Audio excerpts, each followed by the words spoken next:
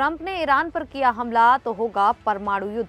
अब ये नया देश भी करेगा ईरान पर हमला। मिडिल ईस्ट में ट्रंप की बादशाहत हो रही खत्म। यूनुस ने भारत से स्पेशल इकोनॉमिक जोन छीना।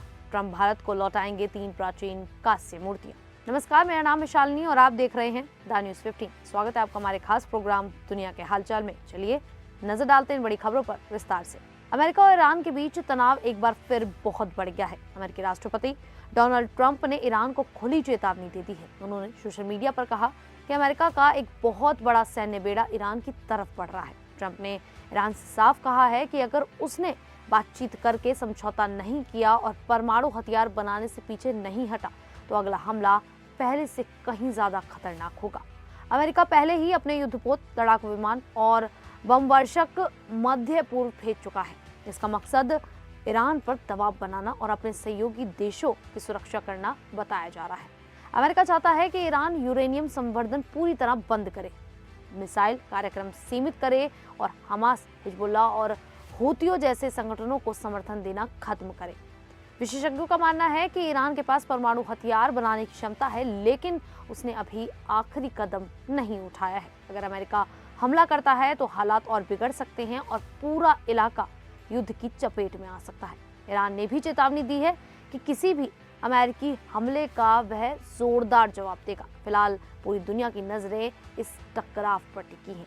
वहीं ईरान को लेकर मध्य पूर्व में तनाव तेजी से बढ़ रहा है। एक तरफ तो अमेरिका ईरान पर सैन्य कार्रवाई के विकल्पों पर विचार कर रहा है, तो दूसरी तरफ इजराइल लगातार अमेरिका पर दबाव बना रहा है कि तेहरान के खिलाफ कड़ा कदम उठाया जाए।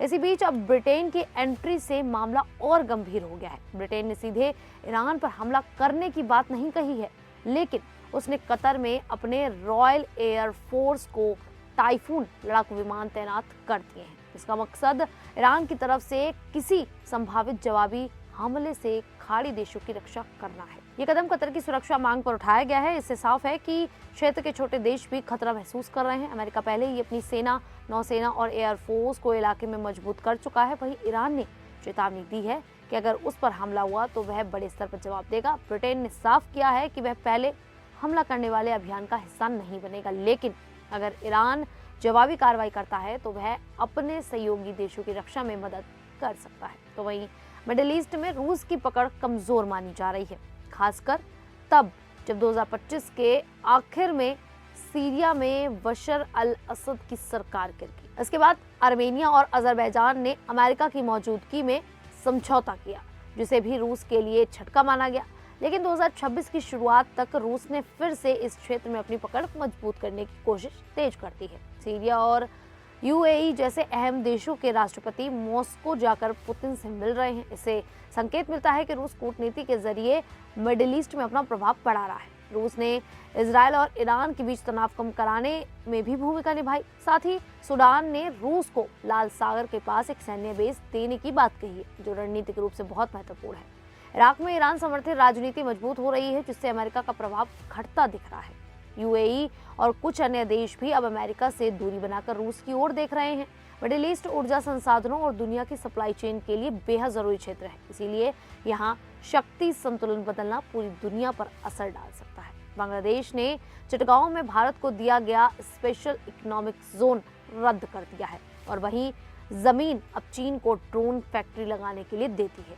ये जगह मीरसराय इलाके में है, जो भारत की सीमा से करीब 100 किलोमीटर दूर है। यहाँ चीन की मदद से मीडियम रेंज और वर्टिकल टेक ऑफ ड्रोन बनाए जाएंगे। साथ ही चीन ड्रोन टेक्नोलॉजी भी शेयर करेगा। इससे बांग्लादेश दक्षिण एशिया में ड्रोन बनाने वाला अहम देश बन सकता है। भारत और बांग्लादेश के बीच 2015 में इस सीज को लेकर समझौता हुआ था, लेकिन भारतीय कंपनियों की कम दिलचस्पी, फंड का कम इस्तेमाल और देरी की वजह से परियोजना आगे नहीं बढ़ पाई। 2024 में सरकार बदलने के बाद नई अंतरिम सरकार ने इसे आधिकारिक तौर पर रद्द किया। इसी के साथ बांग्लादेश ने चीन से 20 आधुनिक J-10CE फाइटर जेट खरीदने की भी डील की है। ये उन्नत लड़ाकू विमान है, जिनमें आधुनिक रडार और लंबी दूरी की मिसाइलें लगी हैं। बांग्लादेश के पायलट चीन में ट्रेनिंग ले रहे हैं। इन फैसलों से साफ है कि बांग्लादेश अब चीन के ज्यादा करीब जा रहा है, जो भारत के लिए रणनीतिक चिंता की बात मानी जा रही है। अमेरिका के स्मिथसोनियन इंस्टीट्यूशन के national museum of Asian art ने फैसला किया है कि वह भारत को 3 दुर्लभ प्राचीन कांस्य मूर्तियां वापस करेगा। जांच में साबित हुआ है कि मूर्तियां तमिलनाडु के मंदिरों से 1950 के दशक में चोरी की गई थीं और बाद में अवैध तरीके से विदेश पहुंची। ये मूर्तियां दक्षिण भारत की प्रसिद्ध मंदिर कला का हिस्सा है। पहली मूर्ति भगवान शिव के नटराज रूप की है, जो ब्रह्मांडीय नृत्य का प्रतीक है। दूसरी मूर्ति सोमस्कंद रूप में शिव, पार्वती और कार्तिकेय को साथ दिखाती है। तीसरी मूर्ति नैनार संत सुंदरार और उनकी पत्नी परवई की है। ये मूर्तियां पहले तमिलनाडु के अलग अलग मंदिरों में पूजा के लिए इस्तेमाल होती थी। इनकी पहचान और इतिहास पता करने में फ्रेंच इंस्टीट्यूशन ऑफ पौंडीचेरी, भारतीय पुरातत्व सर्वेक्षण और कई विशेषज्ञों ने मदद की। जांच में फर्जी कागजों के जरिए इनकी बिक्री का भी पता चला। भारत सरकार ने तय किया है कि नटराज मूर्ति फिलहाल लंबे समय के लिए म्यूजियम में प्रदर्शित रहेगी, ताकि उसकी पूरी कहानी दुनिया को बताई जा सके। बाकी 2 मूर्तियां भारत वापस भेजी जाएंगी। इसे भारत की सांस्कृतिक विरासत की बड़ी वापसी माना जा रहा है। खैर, आप सभी को ये जानकारी कैसी लगी, आप हमें कमेंट करके जरूर बताएं। अभी के लिए इतना ही, फिर हाजिर होंगे ऐसे ही देश और दुनिया से जुड़ी बड़ी खबरों के साथ। तब तक के लिए देखते रहिए द न्यूज़ 15।